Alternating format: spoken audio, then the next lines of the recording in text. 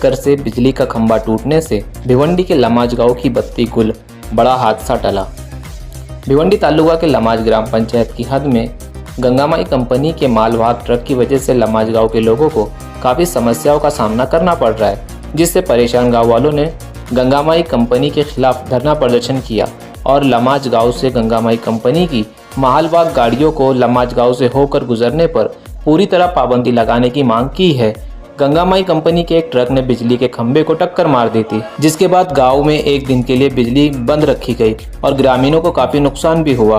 Media से बात करते हुए सचिन दगड़ू चौहान, राजेंद्र रामचंद्र चौहान, संदीप श्रीरंग चौहान, विकास नारायण उत्तरकर ने क्या कहा, देखिए इस रिपोर्ट में। त्याचा जिम्मेदार कोण? आज गावामध्ये समजा जीवितहानी झाली असती, प्रत्येक घरात शॉर्ट सर्किट झाला असतं, कोणाला करंट लागला असा, कोण मेला असतं, तर त्याला जीवितहानीचा कोण जिम्मेदार झाला असता? मुलं इजा करतात, अचानक कोण समजा आलं त्या गाडी खाली तर काय करायचं? आणि तो गावाला गेला, कधी पोलीस लक्ष देत नाहीत, ना सरपंच लक्ष देतो, ना उपसरपंच, ना ग्रामसेवक. त्यांना कशासाठी निवडून दिलं लोकांनी?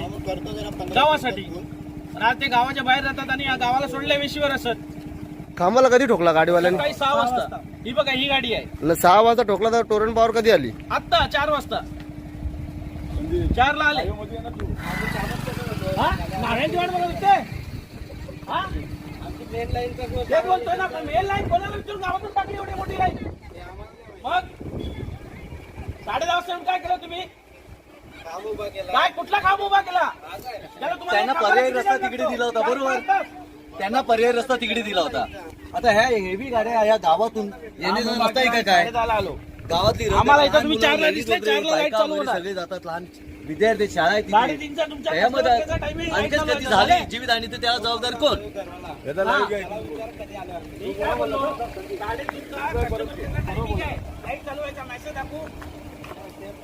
हा रोड गंगामाईला आपण दिला होता, तिकडे पर्याय रस्ता तिकडे दिला होता. तर हा गावातला रस्ता आहे. हा काय हेवी गाड्या जाण्यासाठी हा रस्ता नाहीये. रस्त्याची दुर्दशा झाली. शाळा तिथे बाजूला आहे, तिथे शाळेत लहान मुलं येतात जातात. जेव्हा कुठला मुलगा लहान मुलगा कुठे दुकानात गेला आणि इनकेस त्याला काय कमी जास्त झालं, त्यावेळेला हे प्रोजेक्टवाले देणार का? भरपाई करून देणार का? त्यानं पर्याय रस्ता दिलेला आहे. मग त्यांनी तिकडून जावं, इकडे हा रस्ता संपूर्ण बंद करावा आणि ह्या आमच्या रस्त्याची वाट लागलेली आहे आणि हा रस्ता आम्हाला पूर्ण नवीन करून बनवून दिला पाहिजे. आणि एवढ्या टीव्ही उडायला, पंखे उडायला, फ्रीज ते तर बाजूला ठेवा, तर त्यांनी द्यावं. पण कमी जास्त काय झालं ना? आता या घराची अवस्था बघा, संपूर्ण घरात अडायला गेलेले आहेत. आता ही लाईन ही गावातून दिली, खतानीची लाईन आहे. आमच्याच याच्यामधून दिले, ट्रान्सफॉर्मर मधून. त्याला वेगळी लाईट नाही दिले. बिल आमचे एक्स्ट्रा येतात, सगळं आम्हाला येतात. सांगायचं आहे काय संपूर्ण काय आहे? हे बघा वरती हे सरपंचांचं घर. अवस्था बघा. सरपंच काय बोलत नाही, काय हे बघा काय होतंय. सरपंच काय पैसे घेतात का काय आम्हाला कळत नाही. त्यामुळे ते गप्पा असतील कदाचित. किती घराची अवस्था दुर्वस्था.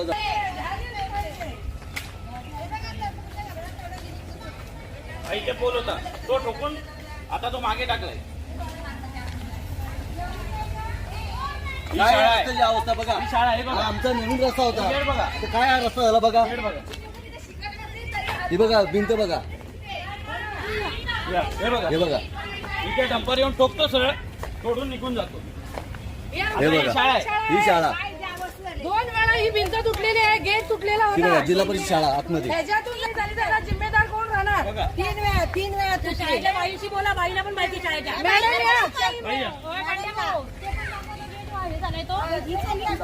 आमची शाळा ही शाळेची सुंदर बनवून द्यायला पाहिजे. जड वाहनं इथून येतात, पूर्ण जडवाहनं झाली पाहिजे. रस्ते आमच्या दुरुस्त करून दिले पाहिजे. उद्या समजा शाळेतून एखादा मुलगा बाहेर आलं, बाई लक्ष देत नाही. बाई कुठल्या मुलांना लक्ष देतील? समजा तिथून एखादा लहान मूल पळत आलं, समजा गाडी खाली आलं, तर ती वाट बघायची आपल्याला. शाळेचे नुकसान 6 महिन्यापूर्वी भिंत पाडलेली आहे आणि 6 महिन्यापासून सांगतात दुरुस्त करतोय आणि या मुलांच्या सुरक्षिततेचा प्रश्न किती मोठा आहे. मुलं लहान आहेत, किती 40 मुलांच्या मागे आम्ही काही शिक्षक थांबणार नाहीत. प्रत्येकाच्या मागे 6 महिन्यापूर्वी पाडली बाईने, आता 2-3 दिवसापूर्वी पण पाडली. लहान आहेत ते आणि लवकरच आता शालेय व्यवस्थापन समिती आणि तहसीलदार प्रांत यांना ग्रामपंचायतीमार्फत आम्ही अर्जही देणार आहोत. पण ही अशा अवजड वाहनांची वाहतूक शाळेजवळ नको. ग्रामपंचायत लक्ष द्यायला तयार नाही. त्यांना काही एक पडलं नाही त्या मुलांशी. कारण ते इथं नसतात, ते इथं नसतात. दोघंही नसतात. त्यांना काय हप्ते पोचत असेल किंवा काय त्यांचं त्यांना माहिती. ते जर गावात असेल तर त्यांना कळलं असतं की इथून लहान मुलं चाललेत, काय अपघात घडू शकतो, काय होऊ शकतो. हा पोल पण 2 वेळा पाडलेला आहे इकडचा. हा पोल पण 2 वेळा पाडलेला आहे. ते बघा कसा वाकला गेलेला आहे. सिमेंट लावलं बाई या ना, या. हो अध्यक्ष राहू दे, तुम्ही या, तुम्ही या, तुम्ही या. आहे की नाही ते लहान विद्यार्थी कधी एखादा चुकून गेला तो हायलाईटला तुम्हाला माहिती नाही काय. बघा शाळा किती लागून आहे रोडला आणि इथून जड वाहनं जातात. बाईक पण नाही, रिक्षा पण नाही, जड वाहनं हायवा. जड वाहनं पहिली इथून बंद झाली पाहिजेत.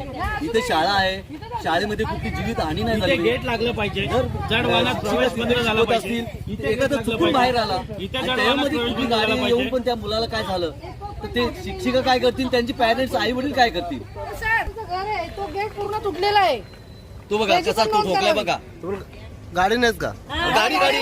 गाडी त्या गंगामाईच्या प्रोजेक्टनीच केलेलं आहे सगळं काम. घ्या. इथं आज आमचं लामसगाव आहे. लामसगावातून ह्या ज्या समृद्धी महामार्गासाठी ज्या गाड्या येतात त्या मोठ्या गाड्या तिथून आमच्या लामस रस्त्यातून आल्याच नाही पाहिजेत. आज आमचा जवळजवळ 4 वेळा नुकसान झालेलं आहे. पोल 4 वेळा तुटलेले आहेत. हे आम्ही किती सहन करावं. शाळेची भिंत तुटलेली आहे. जर पोरबाळ एखादं मेलं त्याला जिम्मेदार कोण राहील ते पहिलं आम्हाला सांगा. आणि आज माझा रात्री पोल पडला आणि त्याच्याने माझ्या दुकानातला फ्रीज 35,000चा तुटलेला आहे. त्याचा खर्च कोण देणार ते पण आम्हाला कळलं पाहिजे. सकाळपासून पियाचं पाणी नाही किंवा कपडे नाही. गुराढोरं आज तशीच आहेत. आज आमच्या नदीला पाणी नसतं. याचा जिम्मेदार सगळं कोण राहणार ते आम्हाला कळावं. सकाळपासून पाण्याशिवाय जेवणाशिवाय आम्ही आहे. 10 वाजल्यापासून रस्त्यावर आहे. साहेब लोकं सगळे गेले तिथून निघून. 12वीच्या परीक्षेचा अभ्यास आता दिवसभर होईल, संध्याकाळचा अभ्यास कसा काय करायचा? तुम्हाला त्रास नेमकं काय आहे? लाईट नाही. 10वी 12वीची परीक्षा चालू आहे. मग टोरण पॉवरवाले आलेत का इकडे? तोरण पावर आले पण प्रत्येक वेळेस होणार. आता एक दिवस गेला. आता आले ते टोरंटो पावले आणि आमच्या गाड्या बंद करा. गावातून रस्ता बंद झाला पाहिजे. त्या गाड्या जाण्यासाठी दुसरा रस्ता आहे का? दुसरा रस्ता आहे? ऐका साहेब, आम्ही गावातून गावकऱ्यांनी पर्यायी रस्ता दिलेला आहे त्यांना ऑलरेडी. मग त्यांनी त्या रस्त्यातूनच वाहनात गेली पाहिजे. मोठे मोठे टँकर गावातून येतात. लहान मुलं बाळ आहेत त्यांनी काय सगळी रस्त्यात एवढ्या गाड्या जातात त्या. आज महिलाच अडवणार या गोष्टीसाठी. जोर आला एकाचं घर तुटलं. तो जर पोल माझ्या घरावरती पडला असता माझी किती नुकसानी झाली असती. हे नुकसान गाड्या जाता कामा नाही. आणि आमच्या कुठल्या आणि भिंतीला जिथून ह्याच्या पुढे शाळेच्या भिंतीला किंवा लाईटीला धक्का लागला व्यवस्थित करून द्यावं त्यांनी. म्हणजे डायरेक्ट गाड्या बंद करा, दुसरा मार्ग काढणार का नाही? आणि आता जे काही नुकसान झालंय त्यांनी त्याची भरपाई द्यावी आम्हाला. एखादी चुकून जर कुठली आलेली असेल हमेशा जातात. आणि 10